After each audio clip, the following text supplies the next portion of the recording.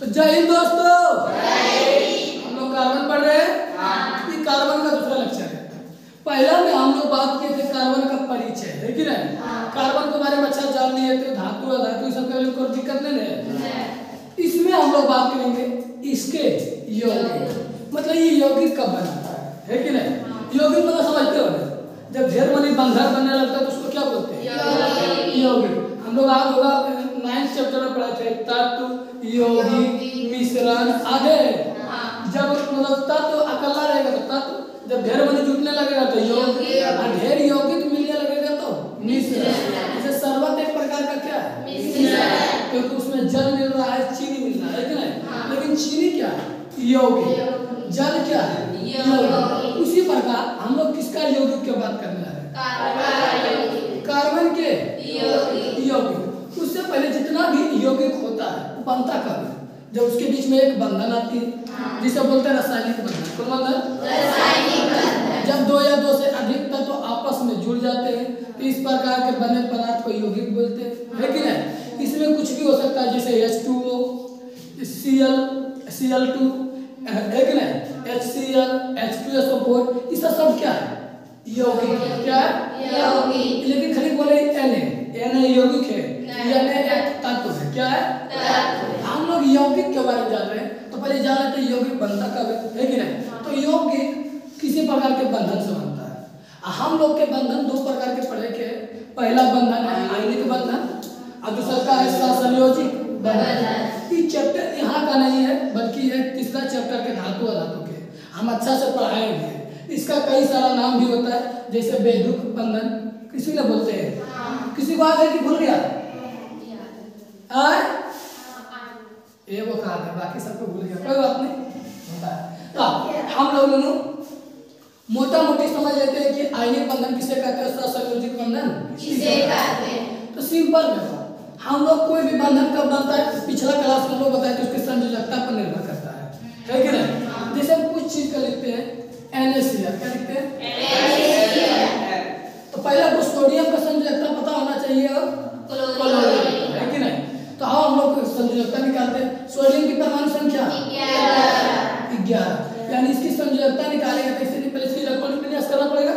उसके लिए आएगा 1 की 2 8 1 आएगा, मतलब इसकी संयोजकता कितनी होगी? फिर हमको एक अष्टक नियम दिया था, आधे अष्टक नियम का कहना था कि कैसे निकलते अंतिम कक्षा में कितना इलेक्ट्रॉन आ जाए? 8 इलेक्ट्रॉन, चाहे तुम इलेक्ट्रॉन लो या इलेक्ट्रॉन दो। यहाँ पर एक बात और याद करवा देते, जो इलेक्ट्रॉन लेता था ऋण जो इलेक्ट्रॉन लेता था ऋण आयन और धन आयन। आयन भी दो प्रकार के पढ़ा दिए थे। तो ये सोडियम जो है धन आयन के रूप में काम करेगा कि ऋण आयन के रूप में? क्योंकि इसके पास कितना बाहर है?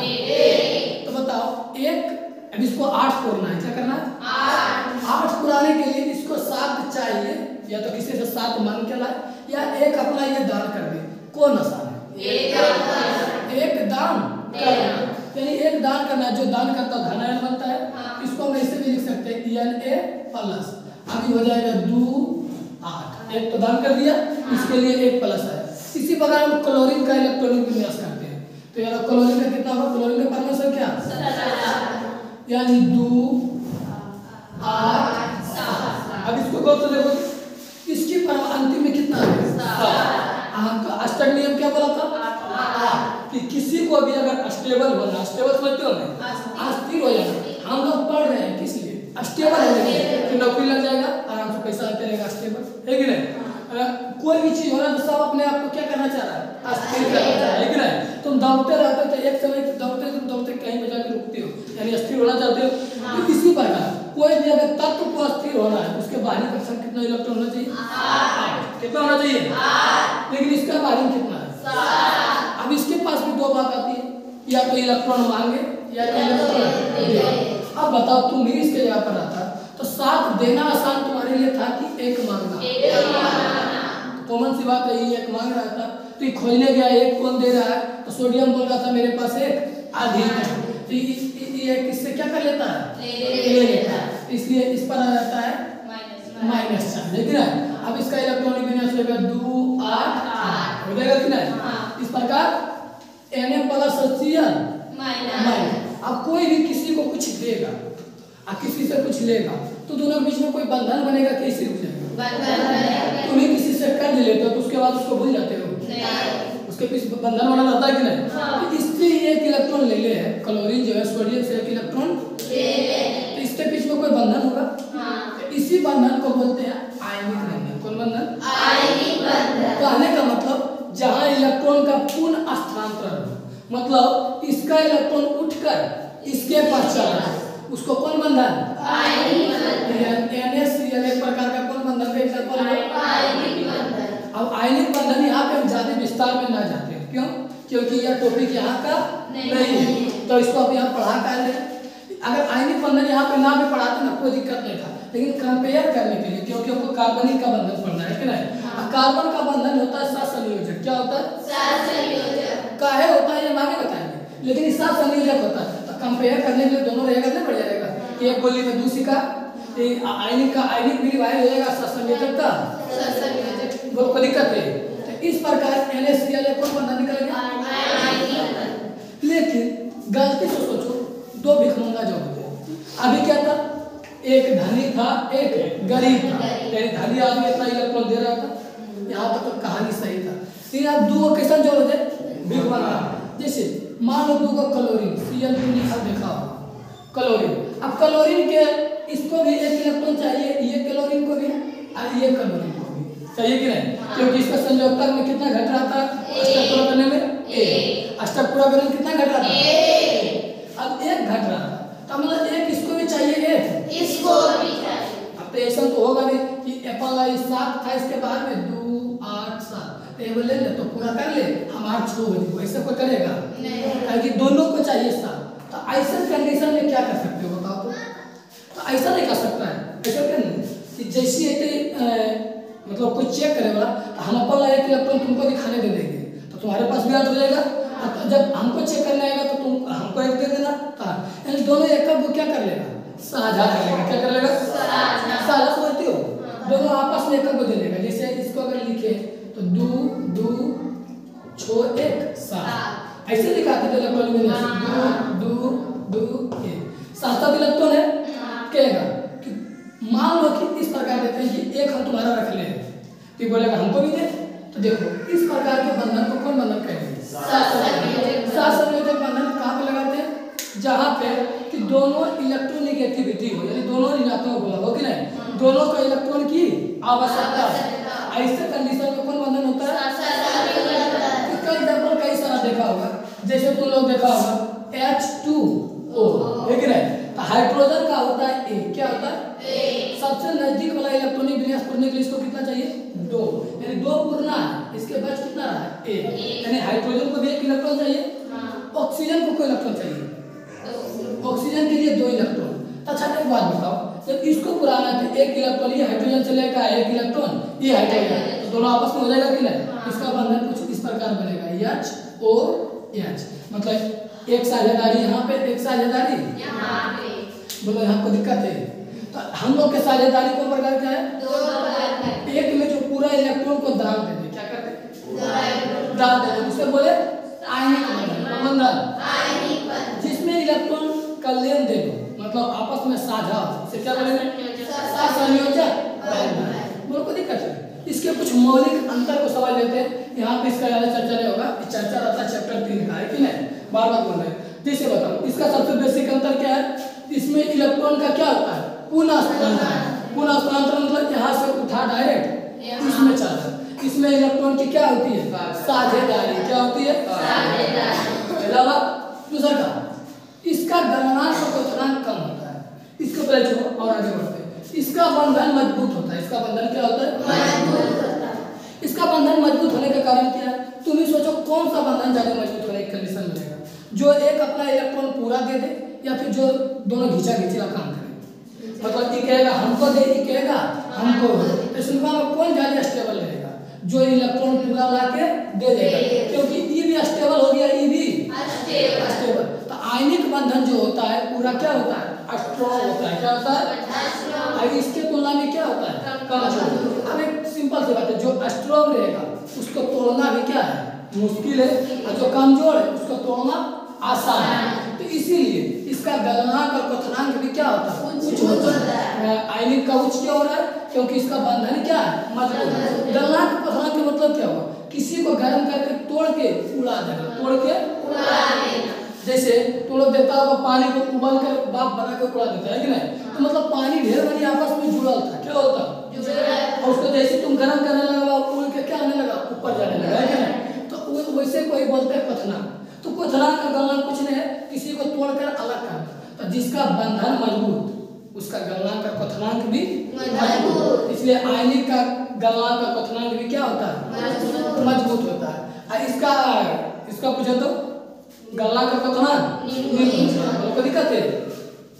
फिर इसका देखता होगा जितना आयनिक बंधन है, NaCl समझता है क्या है, नमक है। जितना भी आयनिक बंधन है उस सब जल में विलय होता है, लगभग क्या होता है, देखता होगा नमक को जैसे तुम किसमें डालता होगा, जल में, तो विलुप्त हो जाता है क्या है।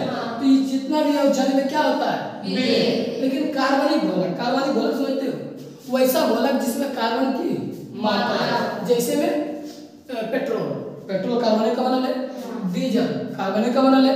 तो इस समय अगर तुम नमक को डोबे तो घुलेगा नहीं। इसका जस्ट उल्टा कौन होता है, सहसंयोजक बंधन।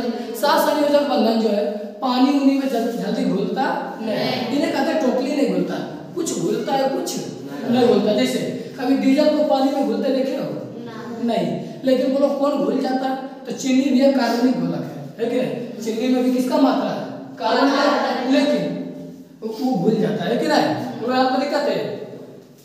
उसके बाद ये जो है द्रव रूप में विद्युत का चालक होता है। द्रव रूप में क्या होता है, विद्युत का चालक। कोई भी विद्युत का चालक तब होगा जब उसमें इलेक्ट्रॉन की संख्या अधिक या कम हो। यहाँ पे देखो Na+ है, यानी इलेक्ट्रॉन की संख्या कम रही है कि अधिक हो रही है, कम नहीं रही है। पहले 17 11 था, 10 हो गया, इलेक्ट्रॉन की संख्या क्या हो गया, कम हो गया। आयन बन गया, क्या धातु रह गया आयन। कभी भी विद्युत का चालन वही कर सकता है जो कौन रूप में रहे, आयन के रूप में। मतलब दिक्कत है, तो यह विद्युत का क्या होता है, सुचालक होता है। यह द्रवित रूप में विद्युत का चालक नहीं होता, क्योंकि कहीं पे आयन बिना है, जैसा था बस आपस में साझेदारी के लिए है कि नहीं। अच्छा, कि जब भी बनेगा तो धातु और अधातु के बीच, धातु और अधातु के बीच। जैसे है एग्जांपल दिए NaCl, तो सोडियम धातु, क्लोरीन और धातु। यहाँ दिए K2SO4, तो पोटेशियम जो है धातु, SO4 और धातु। यहाँ पे KCl, तो पोटेशियम फिर धातु, क्लोरीन और धातु। लेकिन ये जब भी बनेगा तो दो अधातु के बीच में, किसके बीच में, दो अधातु। जैसे N2 नाइट्रोजन, तो दो नाइट्रोजन दोनों धातु है, H2 तो दोनों हाइड्रोजन यानी दोनों धातु है। उसी प्रकार CH4, इसमें कार्बन भी और धातु और हाइड्रोजन भी और धातु। यहाँ पर दिक्कत है, ये कहाँ का बात था, पिछला चैप्टर का आयनिक और अति में कोई दिक्कत समझ में आया। उसके बाद अब हम लोग का टॉपिक क्या, आयनिक और सहसंयोजक पढ़ने का था। हम लोग का टॉपिक पढ़ना था कार्बन का बंधन, कार्बन का। अब हम लोग समझते हैं कार्बन का बंधन कैसा बनेगा। कार्बन का बंधन कार्बन किसी का बंधन बनाने के चेक करने के लिए उसके ऊपर क्या जरूरत पड़ती है, संयोजकता। किसकी पड़ती है, अब कार्बन की संयोजकता निकालते हैं। कार्बन की परमाणु संख्या 6, इसको संयोजकता करेंगे तो इलेक्ट्रॉन की 2 और 4, यानी इसकी संयोजकता कितनी होगी, 4। यानी इसकी बाह्यतम कक्षा में कितने इलेक्ट्रॉन होंगे, 4 इलेक्ट्रॉन। कितने के इलेक्ट्रॉन, 4।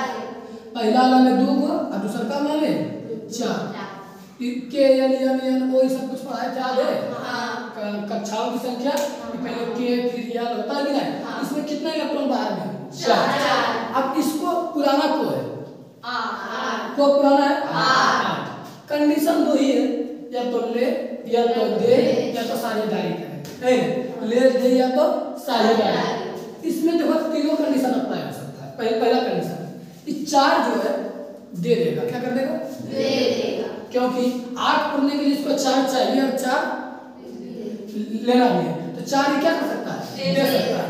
एक बात तो नहीं सोचो, बीच में प्रोटॉन भी को है 6 प्रोटॉन, यानी अगर 4 इलेक्ट्रॉन जैसे इससे चल जाएगा तो प्रोटॉन स्टेबल हो जाएगा कि नॉन स्टेबल, क्योंकि पॉजिटिव को रोक के कौन रख लेता, नेगेटिव रख लेता कि नहीं। इलेक्ट्रॉन यहाँ किसका काम कर रहा था? निगेटिव। अगर गलती से चारों इलेक्ट्रॉन को बाहर कर देगा तो प्रोटॉन रह पाएगा? प्रोटॉन तो फिर आपस में प्रतिकर्षण करके बाहर निकल जाएगा। तो ये कभी हो सकता है? तो जैसे तुम इससे एक इलेक्ट्रॉन निकालोगे, प्रोटॉन क्या हो जाएगा? एक्टिव, कि अब निकले ले नहीं देगा। क्या दूसरा का ही निकलने देगा? तीसरा का तो और कठिनाई होगा, चौथा को निकलने नहीं देगा, क्योंकि प्रोटॉन को रोक के कौन रख ले? इलेक्ट्रॉन। चलो एक कहानी ये हुआ कि 4 इलेक्ट्रॉन बाहर करने नहीं। अब आते हैं कि 4 इलेक्ट्रॉन किसी से मांग के लाते हैं। किससे मांग के लाते हैं? किसी बाहर से मांग के लाते हैं। अब तुम ही सोचो, जैसे अगर इलेक्ट्रॉन की संख्या इसमें बढ़ने लगेगा, क्या होने लगेगा? बढ़ने लगेगा। फिर प्रोटॉन के पास अभी प्रोटॉन की ताकत घटने लगेगा, क्योंकि प्रोटॉन क्या है? +4, और उस पर जाने में तुम माइनस लाने लगोगे तो दिक्कत होगा कि सही होगा? दिक्कत। तो ना ही इलेक्ट्रॉन लाने देता है, ना ही इलेक्ट्रॉन देने देता है, यानी ना ही इलेक्ट्रॉन का त्याग करता है, ना ही ग्रहण करता है। अब बच क्या रहा? साझेदारी। क्या बच रहा है? साझेदारी। जितना बंधन बनाता है सब किसमें क्या करता है? साझेदारी। मतलब इलेक्ट्रॉनों की क्या कर लेती है? साझेदारी। जैसे इसके बगल में मान लो हाइड्रोजन जा रहा था, क्या जा रहा था? हाइड्रोजन में कोई इलेक्ट्रॉन खो रहा था, एक। तो ये बोलेगा एक हमको भी साझे कर ले, एक ऐसे भी कर ले, है कि नहीं? इसके बगल में एक और हाइड्रोजन जा रहा था, ऐसे एक हाइड्रोजन ऐसे। तो जितना भी बंधन बनाएगा सब क्या बनाएगा? साझे बनाएगा। तो ये सहसंयोजक बंधन बनाता है। कार्बन कैसा बंधन बनता है? सहसंयोजक। क्योंकि जो साझेदारी से बनेगा सब कौन बंधन? सहसंयोजक बंधन। समझ में आया? कार्बन सहसंयोजक ही क्यों बना रहा है? क्योंकि ना ही किसको इलेक्ट्रॉन त्याग करने दिया जा रहा है, और ना ही ग्रहण। जब तक त्याग और ग्रहण नहीं होगा तब तक ले वो कभी भी आयनिक बना ही नहीं सकता। तो एक ऑप्शन बचा इसके लिए, क्या? सहसंयोजक बंधन, यानी कार्बनिक यौगिक। कौन यौगिक? कार्बनिक यौगिक। जितना भी है सब कैसे रहेगा? साझेदारी, यानी सहसंयोजक बंधन। कौन बंधन? सहसंयोजक बंधन। तो तुमको एक लाइन में पूछे कि कार्बनिक यौगिक के बारे में बताओ, कार्बनिक यौगिक के बारे में बताओ, तो बता दूं। सीधा सा बात है, जो गुण सहसंयोजक करेगा वही गुण किसका रहेगा? कार्बनिक का। तो कैसे? क्योंकि जो ही बना है किससे बना है? सहसंयोजक बंधन से। तो सिंपल सी बात है, अगर पूछेगा कि कार्बनिक यौगिक के गुणों का बताए तो तुम लोग किसका बता देना? सहसंयोजक बंधन का। बस थोड़ा सा शब्द को चेंज कर देना। जैसे इसमें इलेक्ट्रॉन की साझेदारी होती है, बात सही है। उसके बाद इसका गलनांक का थोड़ा निम्न होता है, ये भी सही है। कई तो इतना है कि हमेशा गैस के रूप में रहता है, जैसे मीथेन CH4 देखता है टंकी में भर के रखता है कि नहीं? टंकी में मतलब गैस के रूप में कि द्रव के रूप में? यानी उसका गलनांक तो माइनस में चल जाता है। किसमें? मतलब उसको द्रव में लेके जाने के लिए कहाँ तुमको ले जाना पड़ेगा? माइनस में तापमान। कोई दिक्कत है? इसका गलनांक का क्वथनांक में क्या होता है? निम्न होता है। कोई दिक्कत है? तो कार्बन के बंधन समझ में आया? कार्बन किस प्रकार का बंधन बनाता है? सहसंयोजक बंधन। तो कार्बनिक और अकार्बनिक में अंतर पूछेगा तो तुम लोग कुछ नहीं, यहाँ लिखना अकार्बनिक, यहाँ लिखना कार्बनिक। आंसर देना सहसंयोजक का, देना आयनिक। हम भी दोनों का रिलेट इसलिए करवा रहे हैं कि एक याद करो दूसरा का अपने आप क्या हो जाए? याद हो जाए। जितना गुण तुम इसमें पिछला चैप्टर में पढ़े हो वही गुण यहाँ रिपीट होगा, क्योंकि जितना इसका बंधन बने। तो बताओ दोनों का रिलेट कर दिए, ये बढ़िया है। क्योंकि पिछला मतलब पढ़ा रहे थे, इससे आते यहाँ पे कार्बनिक लिखते हैं, यहाँ पे कार्बनिक लिखते हैं, दोनों का करते हैं। ये सही है कि ये तरीका सही है? तो बस तुम लोग इतना करना कि एक चीज याद करना, या तो कार्बनिक के आधार पे या फिर आयनिक के आधार पे। दोनों किसी को याद करना, दोनों याद हो जाएगा। मतलब दिक्कत है। तो अगला वीडियो हम लोग और इसको आगे बढ़ाएंगे। किसको? कार्बनिक यौगिक। यहाँ पे हम ये खाली बताए हैं कि कार्बनिक यौगिक सहसंयोजक ही क्यों बनाता है, क्योंकि इसके पास इसके अलावा कोई चारा नहीं है। चारा समझते हो हमें? इसके अलावा कोई उपाय नहीं है। तो अगला वीडियो मिले हैं।